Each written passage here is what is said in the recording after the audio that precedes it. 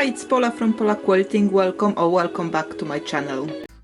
Get to know your machine feet. So most of the machines come now with variety of the feet, but if you don't have plenty with your own, you can find them. They're readily available. On the right here I'm showing you my Janome feet. On the left some generic feet I used with all my other machines. My favorite ones are 1/4 inch with side blade, walking foot, free motion foot, and the foot that helps to sew when you go from a thin layer to thick layer. That last one I don't have it for my Janome, but instead they've provided that bit to help with layers.